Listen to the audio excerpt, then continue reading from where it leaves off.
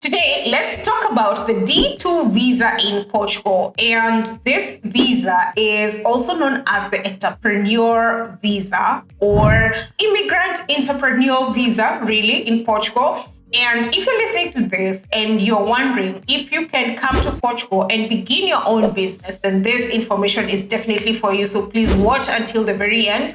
If not, you can definitely share this video with someone who could benefit from it, and you can keep on building this community as usual. So now the D2 visa, or rather the entrepreneur visa, is one that has been running for a bit of time now. And this is a visa that attracts people from other non-EU countries to come to Portugal to begin a business. And this has been happening for quite a bit of time. And also, if, for instance, you have a business already functioning in your home country and you would like to franchise, or rather open a branch in Portugal, then you can definitely come and do that. So what are the requirements? If you're listening to this and you're like, yes, I'm an entrepreneur, what should I do? What documents should I start collecting? And what's the process of applying for this visa?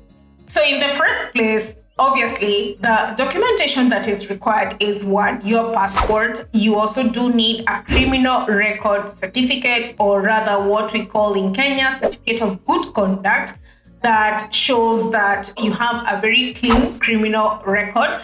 And you also do need to show that you can support yourself financially. And this is usually a minimum of now, I think, 820 euros per month that you can show, so which is about 9,870. And also, if, for instance, maybe you're moving with your spouse as well as your child, then you also do need to show that you have amounts that would be able to cater for them. And so imagine if you're moving with your spouse and one child, then you would need to show at least an amount of 17,700 out there about, let's just call it 18,000 euros in your account to show that you're able to take care of yourself. Another thing that you definitely need to show is accommodation, proof of accommodation. So this proof of accommodation could be maybe you have bought a house in Portugal, or if you have a rental agreement, then at least it's a 1-year rental agreement. It doesn't matter whether you have breakout clauses whereby maybe the contract says that the landlord can easily cut out the contract earlier than 1 year. However, as long as you have this contract, a 1-year rental contract, this would suffice as proof of accommodation. And then obviously you do need to apply for this on the consulate website, or maybe if you are applying in a country where VFS processes the visas, then you would definitely have to apply for it. It usually costs about 50 euros for an individual. And so you can check that out with your consulate. You can always email them and ask them, what is the cost of a D2 visa, but that is standard. So now you do need to also have a very viable business proposal. And this business proposal needs to show that, this business that you want to come and open in Portugal is something that is beneficial to the country. One, in terms of economic terms, as well as maybe perhaps you are able to employ people in that business that you're opening. And this is something that the authorities will keep on checking for sure, to make sure that what you say on the proposal is continuing and they are able to assess that it is definitely a viable business. Another thing that you definitely need is to show that this business that you are opening is backed up by things like a bank account. So you do need a Portuguese bank account. And you also do need what we call NIF, which is the tax number in Portugal. You also sometimes do need a social security number. This is especially if you are, for example, coming to do a franchise, or maybe you're one of those liberal professionals and you can be able to come and show that the services that you render are quite unique, and you do need to get into the country using the D2 visa. You definitely do need to show a social security number. Now, this visa is also fantastic because you can be able to apply for it if you're already living in Portugal legally.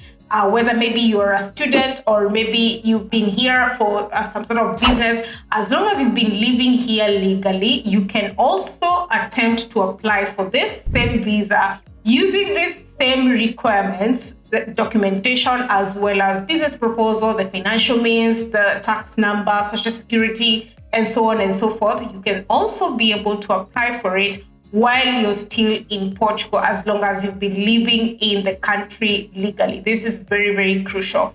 So another thing that you also need to notice is that this process could take some bit of time, because once again, you will have to do the process using the consulates or the embassies in your own home countries. Sometimes it might take long to even get an appointment done.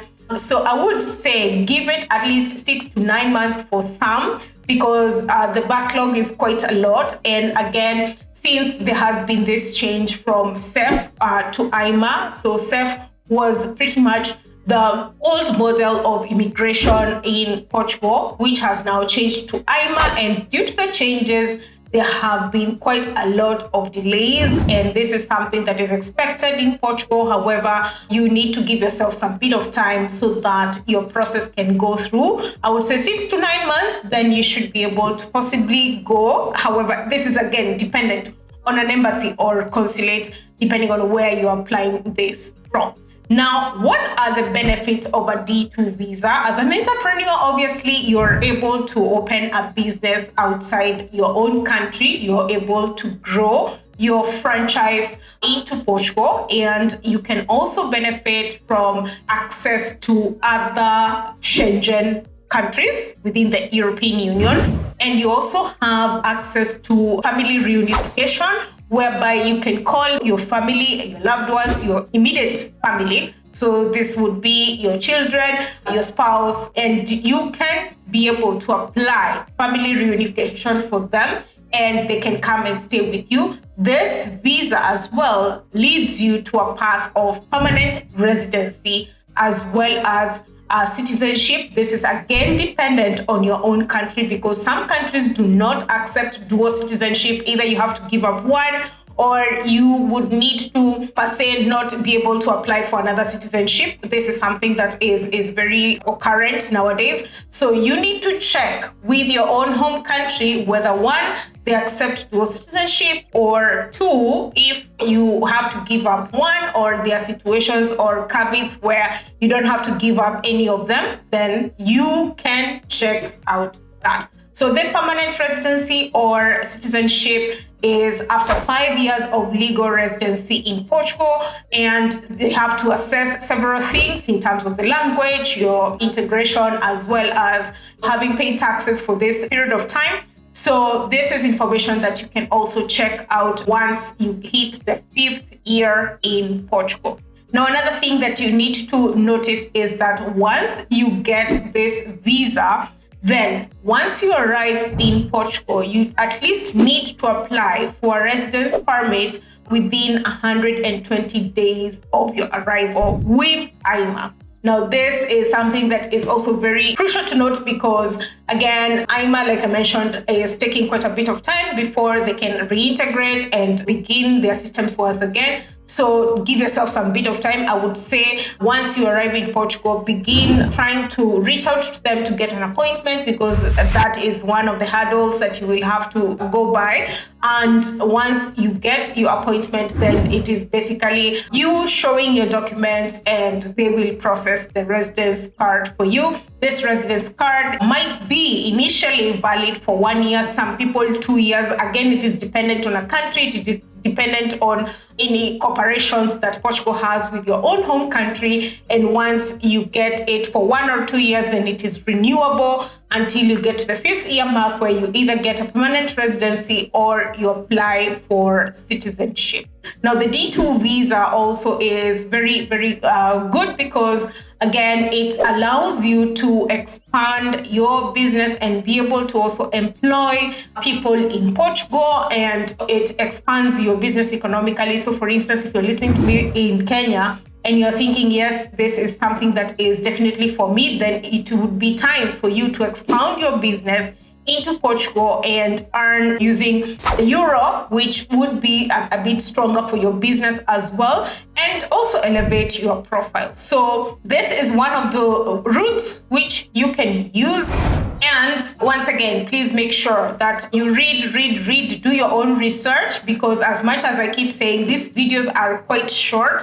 When it comes to the reality of doing the thing, it takes time. I will not lie to you here and tell you that, oh, you're listening to me now and then tomorrow you will have the visa. No. It takes some bit of time to collect the documents. For the bureaucratic process, it will take quite a bit of time. And also, once you come to Portugal, one of the challenges that you'll definitely meet is running a business, because as much as there are several people who speak English in the big cities like Lisbon and Porto, you still do need to have a working language of the Portuguese language for you to be able to run the business. And obviously, if you're tapping into the Portuguese market, then this is something that is going to be very crucial for you. So you can start learning the language as soon as now. Now, I think this is good enough information. I will definitely leave all the links down on the description box below so that you can be able to check out all the requirements, as well as follow through with your consulate and embassy to be able to see when you can begin to apply for this. You can begin as soon as you're listening to this information, obviously. And in case of any questions, please feel free to leave them down in the comment section, and I'll be more than happy to interact with you and give you all the information that I know as of now.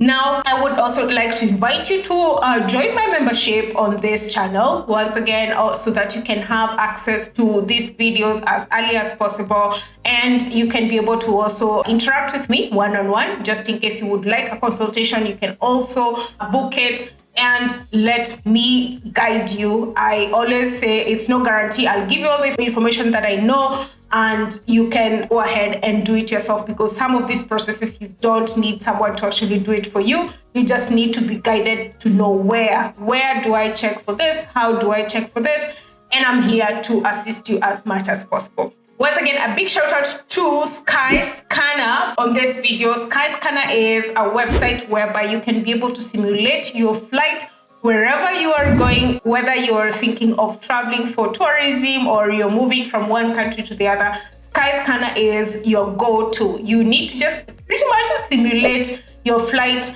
and see which are the options and what are the cheapest options, as well as what are the best connections that you might have. So please go ahead and click on the link down below, because Skyscanner has some really good discounts and I want to give them to my listeners. So please make sure that you also check the Skyscanner link on the description box below so that you can be able to simulate your next flight and you can get a very good discount. Once again, please always feel free to interact with me on my social media as well as the comment section below, and I'm more than happy to always interact with you. And until next time, bye.